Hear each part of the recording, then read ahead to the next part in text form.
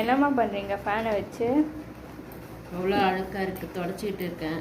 அதெல்லாம் கலட்டி இது பண்ணேன். இப்போ செட் பண்ணணும் மறுபடியும். எப்படி செட் பண்ணுறது? அப்படியே வீடியோவில் போட்டுடலாம். கலட்டும் போது நல்லா கலட்டிட்டேன். ஆனால் இப்போ செட் பண்ண தெரியலையே. இரு,